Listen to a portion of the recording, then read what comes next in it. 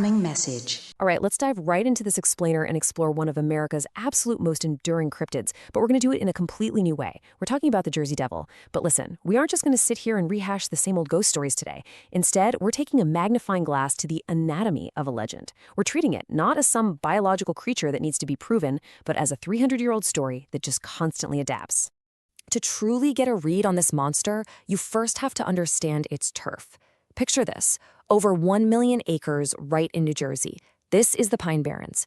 It's this vast, sandy, fire-scarred forest. The soil out there is notoriously poor, which meant heavy farming never took hold, leaving behind this profound, downright eerie sense of complete isolation. And the trees, they're twisted pitch pines. They are entirely fire-dependent, and frankly, they look pretty strange.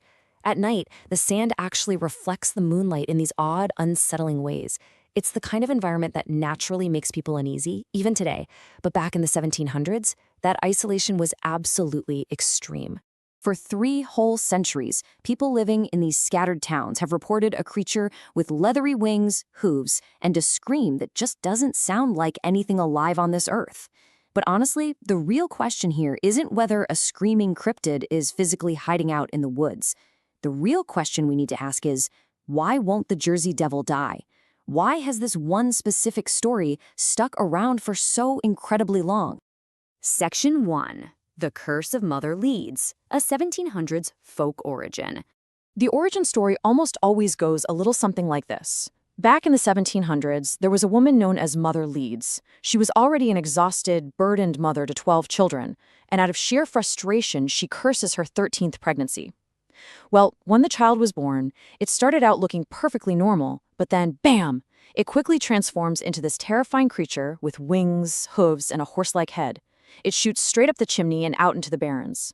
Now, it's absolutely vital to note here that this is purely a folk origin. There is no verified Mother Leeds, 0 official parish records, and absolutely no contemporary accounts from that era. So you might be wondering, why on earth did a totally unverified story catch on like wildfire? Well, a creature living out in the barrens works perfectly as a narrative, mainly because that pitch pine forest was already a place most settlers actively tried to avoid. As this quote hits the nail right on the head. The legend filled a space where people already felt uneasy. Think about it. When you have a vast, dark, isolated forest making all these wild, unfamiliar noises at night, human brains naturally try to make sense of the unknown. A monster? Well, a monster gives all that unease a face. Section 2. The Panic of 1909, a statewide hysteria. Okay, so the really crucial turning point is that by 1909, this little campfire story completely erupted into a full-blown statewide hysteria. I mean, the legend literally exploded in newspapers across all of New Jersey. We aren't just talking about a few whispers deep in the woods here.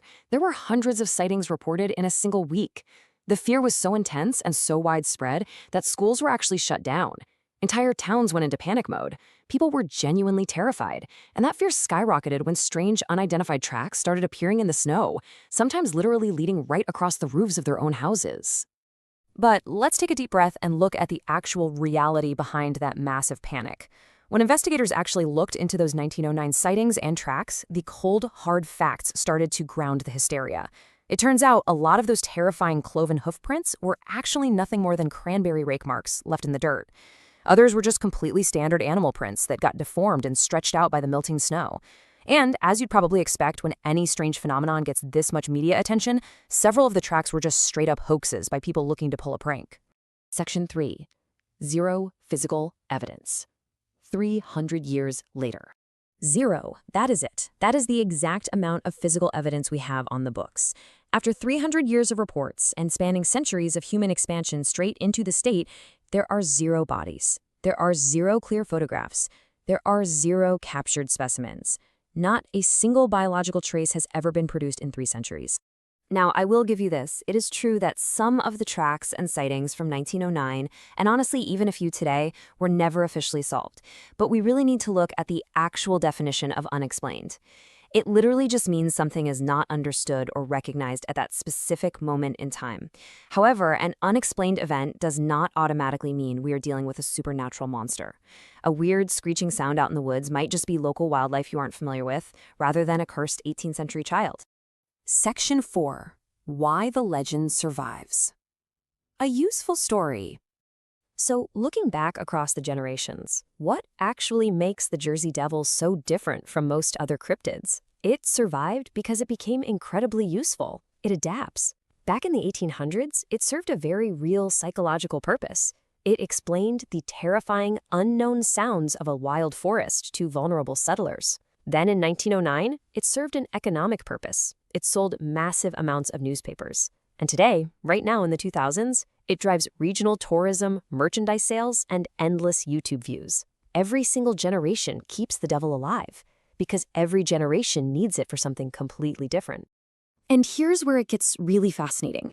We come to the realization that the creature's true form isn't biological at all, it's sociological.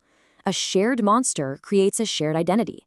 Now, that doesn't mean every single witness over the last 300 years was lying to us. It means the legend serves a vital function for the community. The Pine Barrens have a creature that belongs exclusively to them and nowhere else in the world.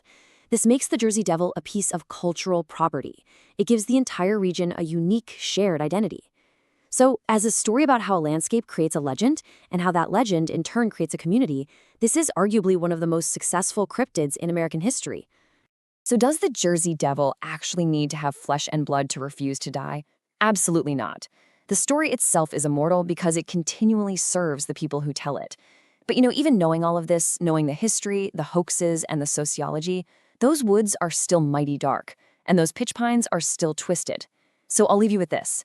Have you ever heard the Jersey Devil scream? And more importantly, would you be brave enough to camp in the Pine Barrens to find out? Come to me, chickens! Cock-a-doodle-doo!